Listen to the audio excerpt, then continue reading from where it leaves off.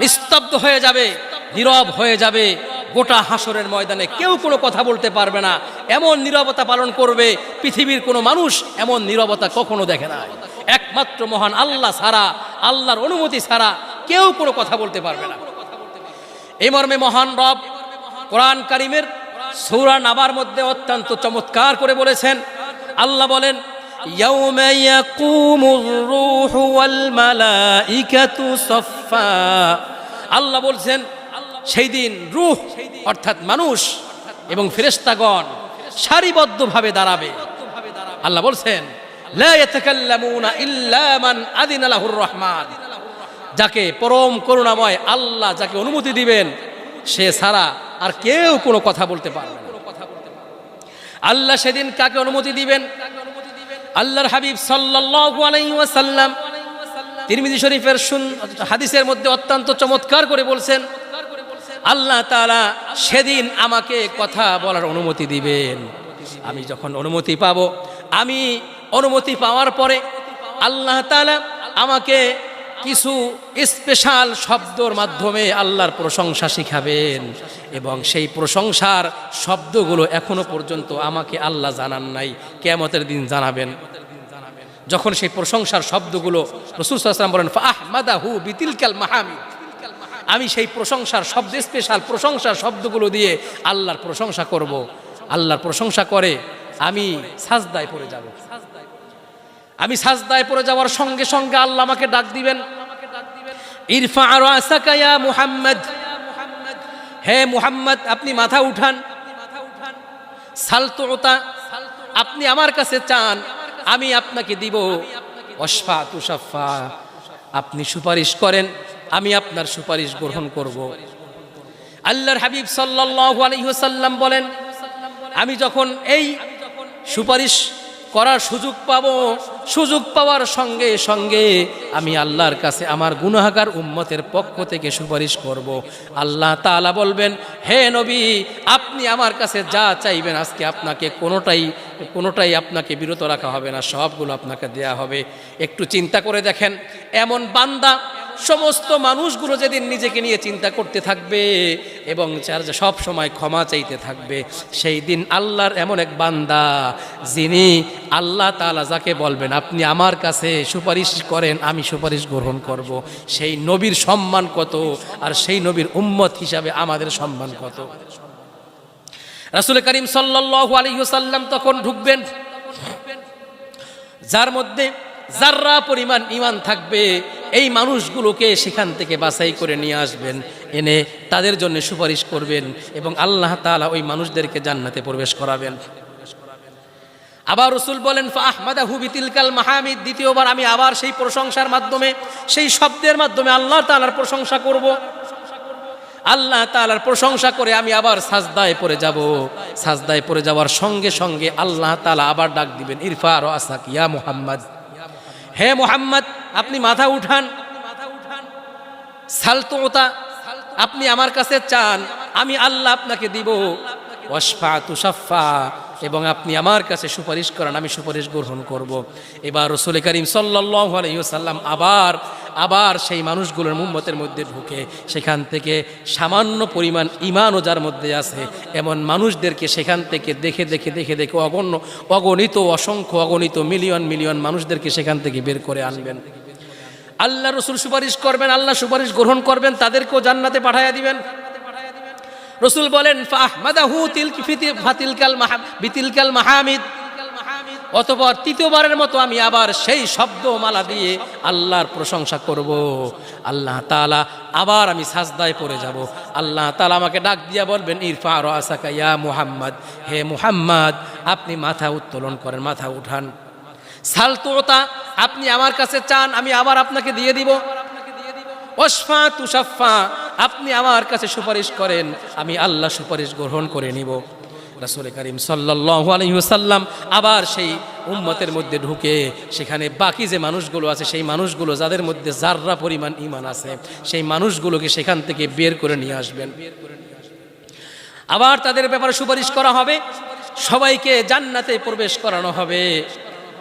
এতটুকু যখন বর্ণনা শেষ হয়ে গেল, আনাস ইবনে মালিক রাদিয়াল্লাহু তাআলা আনহু হাদিসটা বর্ণনা করেছেন। হাদিস যারা শুনতেছিলেন, রাবি হাদিস বর্ণনাকারী, তারা আনাস ইবনে মালিকের কাছ থেকে এতটুকু শুনেছেন।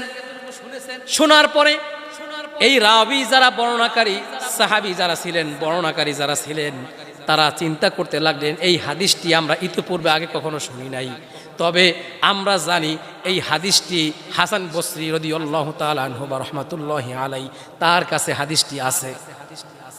যখন তারা শুনলেন হাসান বসরির কাছে হাদিসটি আছে, তখন সেই লোকগুলো আনাস ইবনে মালিক রাদিয়াল্লাহু তাআলা আনহুর দরবার থেকে হাসান বসরির কাছে চলে গেলেন। গিয়া হাসান বসরিকে জিজ্ঞেস করলেন, হাসান বসরি, আমরা সকলে আনাস ইবনে মালিকের দরবার থেকে আপনার কাছে এসেছি একটি হাদিস শোনার জন্য। আমরা আনাস ইবনে মালিকের কাছ থেকে একটি হাদিস শুনেছি, আপনিও নাকি সেই হাদিসটি জানেন, এই জন্য আপনার কাছে এসেছি। হাসান বসরি জিজ্ঞেস করলেন, তোমরা আনাস ইবনে মালিকের কাছ থেকে কি শুনেছো আমাকে বলো। এই রাবি অর্থাৎ হাদিস বর্ণনাকারী যারা ছিলেন, তারা এই 3 স্তর অর্থাৎ প্রথমবার, দ্বিতীয়বার, তৃতীয়বার সুপারিশ করেছেন, এই পর্যন্ত এসে থেমে গেছেন। থেমে যাওয়ার সঙ্গে সঙ্গে হাসান বসরি ডাক দিয়ে বলতেছেন, আমি জানি না আনাস ইবনে মালিক আপনাদের কাছে চতুর্থ একটা বিষয় আছে, সেই বিষয়টা গোপন করেছে, নতুবা তিনি বয়স হয়ে গিয়েছেন বিধায় ওই কথাটা ভুলে গিয়েছেন হয়তোবা। কারণ আনাস ইবনে মালিক রাদিয়াল্লাহু তাআলা আনহু আমার কাছে আজ থেকে 30 বছর আগে হাদিস বর্ণনা করেছেন। আর যখন তিনি আমার কাছে বর্ণনা করেছেন, তখন তার মেধা, জেহেন, শরীর, স্বাস্থ্য সব সুস্থ ছিল, ভালো ছিল। হয়তোবা বিরুদ্ধ হওয়ার কারণে তোমাদের কাছে এই 4th নাম্বার স্তরটা তোমাদের কাছে বর্ণনা করেন নাই, অথবা ভুলে গিয়েছেন। এই কথা বলে হাসান বসরি রাদিয়াল্লাহু তাআলা আনহু তিনি 4th বারের কথা বললেন।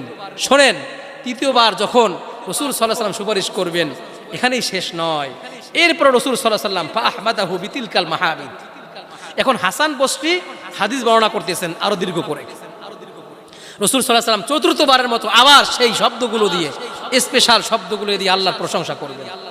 আবার সাজদায় পড়ে যাবেন। সাজদায় পড়ে যাওয়ার পরে আল্লাহ ডাক দিবেন, ইরফা রাসাক ইয়া মুহাম্মদ, হে মুহাম্মদ আপনি মাথা উঠান। মুহাম্মদ রাসূলুল্লাহ সাল্লাল্লাহু আলাইহি ওয়াসাল্লামকে আল্লাহ বলবেন, সাল তুতা, আপনি আমার কাছে চান আমি আপনাকে দিব।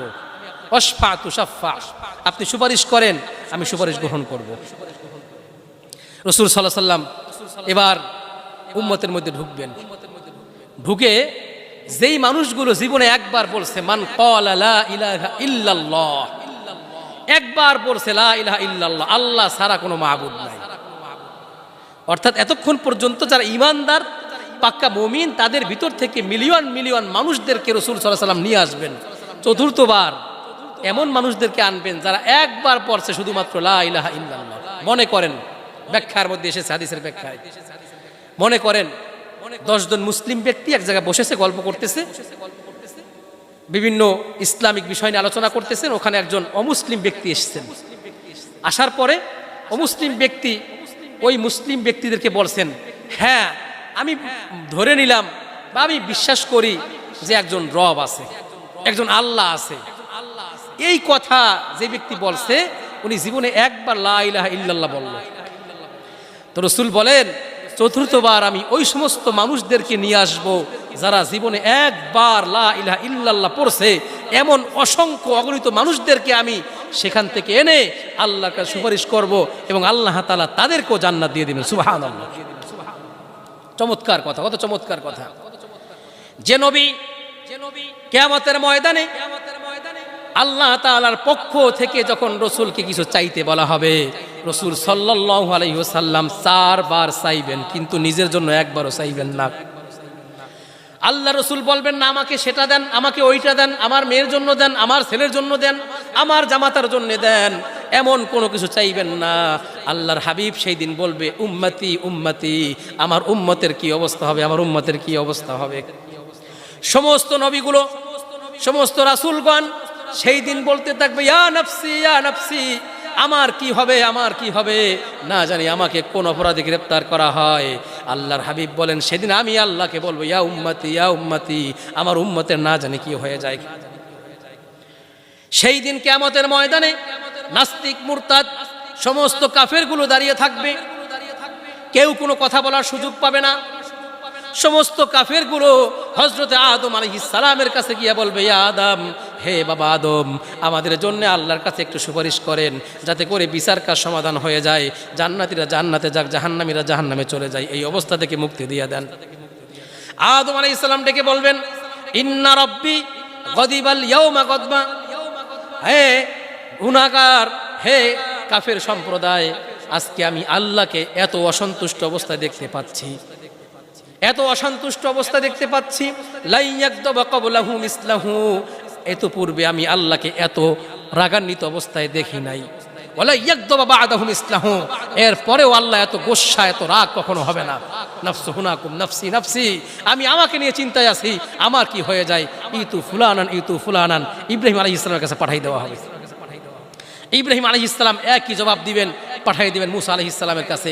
তিনি একই কথা বলবেন, পাঠাই দিবেন ঈসা আলাইহিস সালামের কাছে। ঈসা আলাইহিস সালাম